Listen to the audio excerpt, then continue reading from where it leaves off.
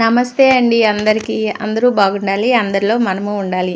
ఈరోజు వీడియో ఎక్కడ స్కిప్ చేయకుండా చూడండి, చాలా బాగుంటుందండి. మన అందరిపైన శ్రీ రాధాకృష్ణుల వారి అనుగ్రహం ఉండాలని చెప్పి మనస్ఫూర్తిగా కోరుకుంటూ ఇంకా వీడియోలోకి వెళ్ళిపోదామండి. ఇవ్వండి, వడియాలకి కొంచెం సగ్గుబియ్యం వేసి ఇలాగా నీళ్ళు కూడా వేసేసి కొంచెం లైట్గా ఉప్పు వేసి బాయిల్ చేస్తున్నాను. ఇదేమో పిండి కొంచెం బొంబాయి రవ్వ కలిపాను. కొద్దిగా మరీ పిండి అయితే మెత్తగా ఉంటుంది, బొంబాయి రవ్వ అయితే కొంచెం పలుకు పలుకుగా ఉంటుంది కదా, ఇలాగా అదిగండి ఇట్లా బొంబాయి రవ్వ కలిపాను. తగినంత ఉప్పు నీళ్ళల్లో వేసేసాను కదా, దీంట్లో కొంచెం అల్లం, పచ్చిమిర్చి, కొంచెంగా జీలకర్ర కూడా వేసాను అన్నమాట. వేసి నీళ్ళలో కలిపేసి పిండి సుద్దలు కట్టుకోకుండా ఇలా కలిపేసి పెట్టేశాను. ఇప్పుడు ఈ సగ్గుబియ్యం కూడా ఉడికేసినాయి కదా, ఉడకపడుతున్నాయి. ఇంక ఇప్పుడు ఈ పిండి వేస్తాను అనమాట. ఒక పక్కన వంట క్యారేజీ, ఒక పక్కన పొద్దున్నే కూరగాయలు, ఇవన్నీ ఎక్కడ ఉన్నాయి చూడండి.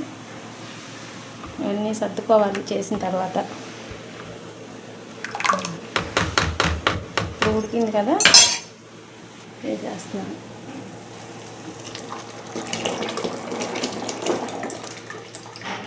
ఆ నీళ్ళు మంచిగా బాయిల్ అయినాయి కదా, ఇప్పుడు వేసాను అన్నమాట. ఇది దగ్గర పడే వరకు,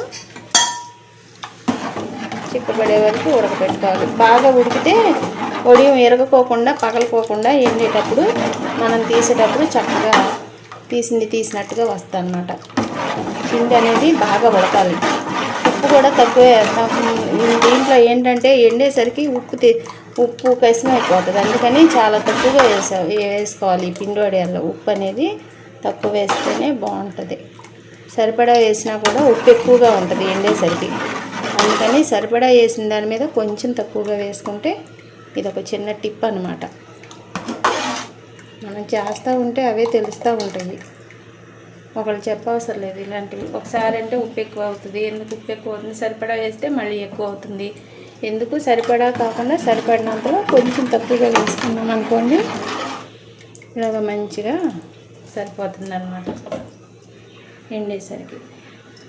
మీకు వడియాలు వేసేటప్పుడు కూడా చూపిస్తాను. దగ్గరే ఉండి అడుగంటుకోకుండా తిప్పుకుంటూ ఉండాలి. చల్లారేదాకా ఉంచుతాం కదా, కొంచెం అడుగు అంటిద్ది. ఇక అది తప్పదు, ఎలా ఉన్నా కూడా తిప్పుకుంటూ ఉండాలండి దగ్గరగా. ఇలాగా అంటే నేను ఎలా చేసుకుంటాను అనేది నా పద్ధతిలో నేను ఇలా చేసుకుంటానని మాత్రమే చెప్తున్నాను. ఇది ఒకరికి నేర్పుతున్నాను అని కాదు. ఈ రోజుల్లో వడియాలు అనేది చాలా ఈజీగా ఎవరైనా పట్టుకోవచ్చు. నా పద్ధతి ప్రకారం ఎలా చేస్తాను అనేది చూపిస్తున్నాను అన్నమాట వీడియోలో, అంతే. చాలాసేపు ఉడకాలి, ఉడికితేనే వడియం మనం తీసేటప్పుడు కూడా ఇరగకోకుండా, వడియం పగలకోకుండా ఉంటుంది అన్నమాట. బాగా ఉడకాలి, ఉడికినప్పుడే బాగుంటుంది వడియాలు. ఏ వేపుకున్న తిన్నా కూడా చాలా టేస్ట్ వస్తుంది. జీలకర్ర వేస్తే పుచ్చు పడుతుంది, పురుగు పడుతుంది అని అంటున్నారు, కానీ అలా ఏమి ఉండదండి. జీలకర్ర వేసుకోవచ్చు. పురుగు పట్టేదంటే గాలి వెలుతురు రాకపోతే, ఇప్పుడు అన్ని గదుల్లో పెట్టుకుంటున్నాం కదా, జీలకర్ర వేయిపోయినా సరే పట్టేది ఎలాగైనా పడుతుంది. మనం జాగ్రత్త చేసుకునే విధానంలో ఉంటుందన్నమాట. అంత అల్లము, కారంగా జీలకర్ర, కొంతమంది వాము కూడా వేస్తారు, నేనైతే వేయలేదు. చిన్నపిల్లలు తినాలి అని అనుకున్న వాళ్ళు వాము కూడా వేస్తారనమాట కొంతమంది జీలకర్రతో పాటు. దగ్గర ఉండి చక్కగా తిప్పుకుంటూ చేసుకొని చల్లారిన తర్వాత వడియాలు పట్టుకోవాలి. సగ్గుబియ్యం కూడా తక్కువే వేస్తాను నేను, ఎందుకంటే సగ్గుబియ్యం ఎక్కువైన కాడ నుంచి నూనె ఎక్కువ పీల్చేస్తుంది. మనం వడియం వేపేటప్పుడు బాగా ఎక్కువ లాగేస్తుంది అన్నమాట ఆయిల్, అందుకని చెప్పి తక్కువగానే వేస్తాను సగ్గుబియ్యం. మంచిగా ఉడికిపోయిన తర్వాత స్టవ్ కట్టేసి అది ఇడ్లీ పాత్ర గిన్నె పక్కన పెట్టేశాను. ఉడికిన వడియాల పిండి గిన్నెని ఇంకా కొంచెం చల్లారాలన్నమాట, వేడి మీద వేయకూడదు. కొంచెం చల్లారేసరికి ఇంకొంచెం దగ్గర పడుతుంది ఆ పిండి అనేది. మనం వడియం పోసుకోవటానికి కూడా కరెక్ట్గా చక్కగా వస్తుంది తగు మోతాదులో. ఇక పైకి తీసుకొచ్చేసి ముందుగానే ఇది పంచి అనేది తడిపేసేసాను. పొడిగా మరీ ఎక్కువగా తడపకూడదు, అలాగని చెప్పి మరీ పొడి పొడిలాడుతూనూ ఉండకూడదు. అందుకని చెప్పి ఇంకా ఇలాగ తడిపేసేసుకుని దాని అడుగున ఒక లుంగి, ఇంకొక లుంగి కూడా అంటే 2 పొరల మీదుగా ఉండేటట్టుగా వేసాను అనమాట. ఇలాగ అడుగును కానీ పైన కానీ ముడతలేమీ లేకోకుండా చూసుకుని మంచిగా ఇలా వేసుకుంటే మనం ఒడియం పోసుకునేటప్పుడు బాగుంటుంది. ఇక కొద్దిగా చల్లారిపోయింది కదా, ఇదిగో ఇక ఇక్కడికి తీసుకొచ్చేసాను. తీసుకొచ్చిన తర్వాత ఈ స్టీల్ గిన్నె ఒకటి ఉంది కదా, ఆ గిన్నె నిండా వంపేసేసుకుని ఈ గిన్నెలో నుంచి దీంట్లోకి వంపేసేస్తున్నాను అనమాట. ఇలా వంపేసేసి మంచిగా ఈ గిన్నెము ఇంకా మళ్ళీ చల్లారుతూ ఉంటే ఇంకా గాలికి ఎక్కువగా చిక్కదనం వచ్చేస్తుంది కదా, కొంచెం గాలి ఏమి లేకోకుండా మనకు అడ్డం లేకోకుండా కూడా మంచం కిందకి పెట్టేశాను. ఇక ఈ గరిటె తీసుకుని ఈ గరిటెతోనే వడియాలు ఇలాగా దగ్గరగా వేసుకుంటాను అనమాట. ఎందుకంటే స్పూన్తో కూడా వేయచ్చు. స్పూన్ అయితే మాటికి స్పూన్తో తీస్తానే ఉండాలి.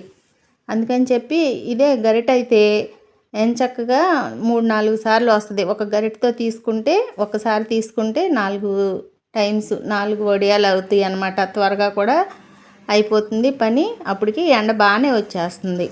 ఇదిగో ఇక ఇలాగా వేసుకుంటున్నాను అనమాట. ఇట్లా ఒక్క గరిటె ఒక్కసారి తీసుకుంటే 3 వడియాలు 4 వడియాలు అవుతున్నాయి కదా. అదే స్పూన్తో అయితే స్పూన్కి తీసి వేస్తూ పోస్తూ ఉండాలి అని చెప్పి ఇక ఈ మాత్రంగా ఇలాగ వేసుకుంటూ మొత్తం ఇట్లాగే సేమ్ ఇంకా ఈ పిండి వడియాలకి ఒక్కలమైనా చేసుకోవచ్చండి. అదే మినప వడియాలు అయితే 4 మనుషులు కావాలి. ఒక మంచం 2 మంచాల నిండా అవ్వాలంటే 4 మనుషులు ఉంటే చకచక అయిపోతాయి అనమాట. ఒక్కళ్ళే పట్టాలంటే మినప వడియాలు పట్టలేము. పిండి వడియాలు అయితే రోజు కొంచెం ఒక్కలమైనా ఇలా చేసేసుకోవచ్చు. చూడండి ఎండ ఎంత బాగా వచ్చేస్తుందో. ఇక ఈ మాత్రంగా ఇలాగన్నీ ఇలా ఈ గిన్నెతోటి 3 గిన్నెలు అయ్యింది. 3 గిన్నెలు అవ్వగా ఇంకా కొంచెం ఉంటే అది చేత్తో తీసేసి పెట్టేసేస్తున్నాను అనమాట. ఇదిగోండి అయిపోయింది కదా. మళ్ళీ రెండోసారి కూడా ఇలాగా ఎంత బాగా వచ్చిందోనండి అసలు. అయితే నిన్న కొంచెం వడియాలు పట్టాను కదా, నిన్న కాదు మొన్న ఒక వీడియోలో చూపించాను కదా, షార్ట్ వీడియోలో. ఆ వడియాలు ఇక సేమ్ ఇదే ప్రాసెస్ అనమాట. అయితే అవి ఒలిసేసి ఎండలో పెట్టాను. ఈరోజు పైకి తీసుకొచ్చాను, మీకు చూపిస్తాను. వడియాలు పట్టడం అయిపోయిన తర్వాత ఇంకా అవి అసలు ఎంత వేసిన వడియం వేసినట్టుగా ఎంత మంచిగా వచ్చినాయో. మనం ఎంత ఎక్కువగా ఉడకపెట్టుకుంటే, ఎక్కువ అంటే మరీ అంత కాదు, మరీ ఎక్కువగా ఉడకటము అని కాదు. అలాగని చెప్పి ఏదో చిక్కబడిపోయిందని చెప్పి కంగారు పడిపోయి తీసేసుకున్నాను అనుకోండి, అవి వడియాలు వచ్చేటప్పుడు కూడా ఇరిగిపోయాయి అన్నమాట. చాలా మంచిగా ఒక 20 నిమిషాల పైనే ఉడకపెట్టేశాను కాబట్టి ఎండిపోయిన తర్వాత చాలా బాగా వచ్చినాయి. ఇక అయిపోయిందండి, పిండి అయిపోయింది కదా. ఇక స్పూను ఆ గంటి తీసేసి చేత్తో పెడుతున్నాను అనమాట. ఇలాగా చూడండి ఈ మాత్రం. లైట్గా వేడి కూడా ఉంది, కాలుతానే ఉంది. అంటే మరీ అంతేమి కాదు, చెయ్యి పట్టనంత వేడైతే కాదులే కానీ ఇంకా అలాగా వేసేసాను చేత్తోటి. ఇవేమో గాలికి ఎగిరిపోతున్నాయి పంచులు. అప్పుడు ఏం చేయాలంటే ఏదైనా మంచిగా రాళ్ళు, ఇసుక దుమ్ము లేని చిన్న రాళ్ళు పెట్టుకోవచ్చు 4 పక్కల. లేదంటే ఇది నవ్వారు మంచం కదా, ఈ నవ్వారు మంచం కాబట్టి చివరిన క్లాత్ కొంచెం మడిపేసేసి ఆ నవ్వారులో కూడా పెట్టేసేయచ్చు. నేను 2 రాళ్ళే ఉన్నాయి ఇక్కడ. ఆ 2 రాళ్ళు ఒక పక్కన పెట్టి ఒక పక్క నుంచేమో కొంచెం క్లాత్ అది మడిపేస్తున్నాను అనమాట. అది నవ్వారులోకి లాగి పెట్టేసాను. ఇలా పెట్టుకుంటే ఇలా క్లాత్ ఆ వడియాల మీద పడుకోకుండా బాగుంటుంది అనమాట. అందుకని మంచిగా ఎండుతాయి. ఇంకా చూడండి కొంచెం మందంగా ఉన్నాయని అనిపించి అక్కడక్కడ కొంచెం సరి చేస్తున్నాను అనమాట. చాలా బాగుందండి ఈ వడియాలు కూడా. పిండి బాగా వచ్చింది. నిన్నటి మీద కొంచెం అంటే ఇక మరి బియ్యం పిండి నిండుకుంది. ఇక ఉన్నంత వరకు ఇలాగ వేసి పెట్టుకున్నాను అనమాట. అసలు వడియాలు తీసినట్టు ఒక్క వడియం కూడా ఇరిగిపోకోకుండా, లేదంటే ముక్కలుగా అంటే పగిలిపోయినట్లుగా మధ్యలో నెరలిచ్చినట్లు ఉంటాయి కదా కొన్ని వడియాలు, అలా ఏమి లేకుండా చక్కగా వచ్చినాయండి. వేసినట్టుగా. ఇప్పుడు సేమ్ ఇదే ప్రాసెస్ ఇలాగే ఉడకపెట్టాను, అంతే చేశాను అనమాట. కాకపోతే కొంచెం క్వాంటిటీ ఎక్కువతో కొంచెం నిన్నటి మీద ఈరోజు కొంచెం ఎక్కువైనవి. ఇప్పుడు ఈ వడియాలు ఈ రోజంతా ఎండబెట్టేసేసి తర్వాత సాయంత్రం కిందకి తీసుకెళ్ళిన తర్వాత ఆయిల్లో వేపి ఎలా ఉన్నాయి అనేది మీకు చూపిస్తాను. టేస్ట్ చాలా బాగుంటుంది. ఈ వీడియోలోనే ఈ వడియాలు సాయంత్రం కిందకి తీసుకువెళ్ళిపోయిన తర్వాత మీకు వేపి టేస్ట్ ఎలా ఉందనేది కూడా చూపిస్తాను. వీడియో లాస్ట్లో చూపిస్తానండి. మీరు వీడియో ఎక్కడ కూడా స్కిప్ చేయకుండా చూస్తూ ఉండండి. మన ఛానల్ని ఫాలో అవుతూ ఉండండి. మీ అందరికీ పేరు పేరున ఎంతో ఎంతో కృతజ్ఞతలు తెలియజేసుకుంటున్నానండి. మన ఛానల్ని ఇంత సపోర్ట్ చేసి ముందుకు తీసుకువెళ్తున్న మీ అందరికీ కూడా very very very thank you చెప్తున్నాను. ఇదిగోండి, ఇవి మీకు ఇందాక ఇప్పుడు చాట్లో చూపించాను కదా, ఆ వడియాలన్నమాట. ఇవి ఒలవక ముందల ఇలాగా తీసుకొచ్చేసి ఇంట్లోకి మంచిగా ప్లేస్ అంతా మంచిగా చేసేసి ఈ పంచి మీద కొంచెం నీళ్లు పోసి తడిపేసేసి ఒక 10 నిమిషాలు లేదంటే ఒక 5 నిమిషాలు అలాగా ఉండనిచ్చేసేయాలి కొంచెం నానే వరకు. ఎందుకంటే ఆ తడి క్లాత్కు పట్టి ఇలా వడియం నీట్గా మంచిగా వచ్చేస్తుంది అన్నమాట. ఇలాగ వలవంగానే మెత్తగా వచ్చేస్తుంది. లేదు నీళ్ళు చల్లుకోకుండా తీస్తున్నాం అనుకోండి అసలు వడియం రాదు, ముక్కలు ముక్కలు అయిపోతుంది, తీస్తుంటే ఇరిగిపోతూ ఉంటుంది అనమాట. నేను ఒక చేతితోటి ఫోన్ పట్టుకుని వీడియో తీసుకుంటున్నాను కాబట్టి ఇలాగా తీయలేకపోతున్నాను. అసలు 2 చేతులతో పట్టుకుని ఒక చేతితో క్లాత్ పట్టుకుని ఒక చేతితో వడియం తీస్తుంటే చక్కగా చాలా నీట్గా వచ్చేసాయి అన్నమాట. ఇదిగోండి ఇలాగా ఎండపెట్టక ముందల ఇవి సాయంత్రం పూట అనమాట. మీకు ఇందా చూపించిందేమో పై తీసుకొచ్చేసి ఎండబెట్టేస్తున్నాను కదా, అవే వడియాలు ఇవి. ఇలా నీట్గా చక్కగా వచ్చేసినాయి అనమాట.